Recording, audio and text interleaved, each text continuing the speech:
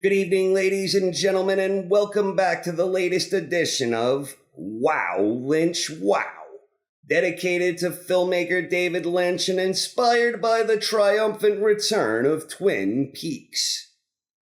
A disclaimer to everyone who isn't caught up on all 4 episodes of the new Twin Peaks season: there will be spoilers. And I'd also warn that there may be spoilers involving some of David Lynch's other previous works, including Eraserhead, Mulholland Drive, The Elephant Man, The Straight Story, Blue Velvet, and Lost Highway. So if you're new to the world of David Lynch and you intend to watch any of these films, you may want to avoid watching this video. Viewers and listeners be warned. Let's rock! As a longtime big fan of David Lynch films, I have always viewed his projects as elements that all belonged in the same Lynchian universe. He has often touched on similar themes, he has often used similar techniques, and he even has a lot of the same faces popping up across multiple projects. But with the return of Twin Peaks, this type of thing seems further intensified, where in a sense, all of Lynch's worlds are colliding together brilliantly to produce a masterpiece where the whole is greater than the sum of its parts. There is an incredible omnipresent Eraserhead vibe that can be felt all over in the new Twin Peaks. This is where we are getting vintage David Lynch, where things unfold at a deliberate and sometimes awkward pace that is both measured and yet unpredictable. And this manifests itself as a stunning display of dark, surreal imagery, the type of imagery that has a unique way of communicating with our baser instincts. And it can do this in a profound and brilliant way. I think Lynch is at his best when he embraces this type of vibe, where it utilizes his one-of-a-kind imagination and his uncanny ability to translate those visions to the screen. Watching Cooper creep around reminds me an awful lot of watching a prime Jack Nance's movements and mannerisms, and then we also have elements of the baby face that have resurfaced in the new Twin Peaks.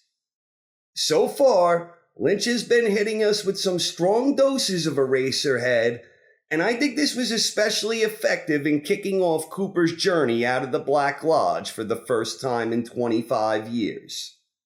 And speaking of the journey, Lynch's approach and appreciation for the journey, in this case Cooper's journey back, this reminds me an awful lot of The Journey by Alvin Straight from The Straight Story.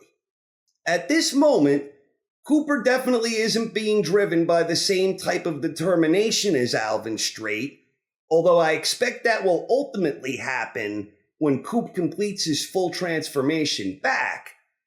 But there are still similarities with regards to the obstacles he faces, the twists and the turns, the different characters he encounters on his path, and the most important thing of all, the actual long road back. I mean, it took Coop 3.5 episodes to have his first hot sip of coffee. This is a long road, and I think we're still early on in the journey, but already there are definite similarities with the Straight Story journey. At this point in Cooper's journey, I'm also seeing a little bit from The Elephant Man. The character of John Merrick was pure and innocent, but he was a tormented soul. But that exact same type of purity and innocence is the embodiment of what we're now seeing in Cooper, who is confused, who's lacking memories, who, having just been reborn, is trying to learn his place and find a way to fit in. The way Cooper is trying to navigate his way through this new and confusing world with childlike innocence is very similar to the way the tormented John Merrick did in his quest for dignity in The Elephant Man. There are also some strong parallels with Lost Highway with regards to Cooper cruising around in the Bends. And then we have the strange occurrences happening inside the jail cell, among other things. We haven't necessarily seen a whole lot of connections with Blue Velvet, and yup, that's an ear all right. Although I do think some connections with Blue Velvet do exist here, as Blue Velvet to me was almost like a prequel of sorts to Twin Peaks, where a young Kyle MacLachlan was running around like a young Agent Cooper. And yup, that's an ear all right. And if the fans are correct who are guessing that the mystery drinking woman will be Diane, and that she'll be portrayed by Laura Dern, then there will be a lot more room for tie-ins here, as hearing Diane reveal what unique secrets she knows about Cooper has infinite potential. Mulholland Drive is another Lynch film that seemingly has a lot of connections with the new Twin Peaks. For starters, they both have box-shaped objects with otherworldly connections. Then there is the obvious link of actress Naomi Watts connecting the two worlds, where her character Betty from Mulholland Drive appears to be wearing the exact same outfit as Mrs. Dougie Jones. That's surely not a coincidence. Beyond that, there appears to be some similarities with Mulholland Drive and the mysterious figure that appeared in the jail cell, which brings up questions about some possible connection there.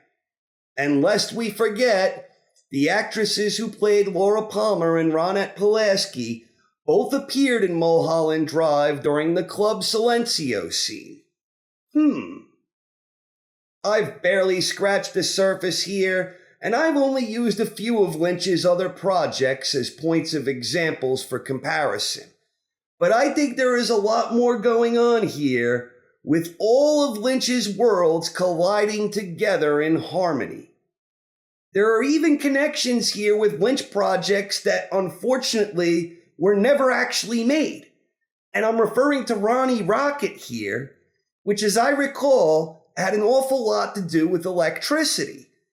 So I'm even seeing a connection there when we look at Cooper's reemergence through that electrical socket of sorts, where the theme of electricity is clearly coming into play.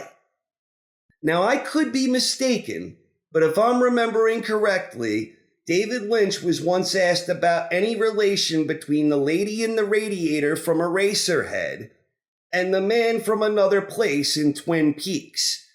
And I think he said something to the effect that he thought they may have came from the same place.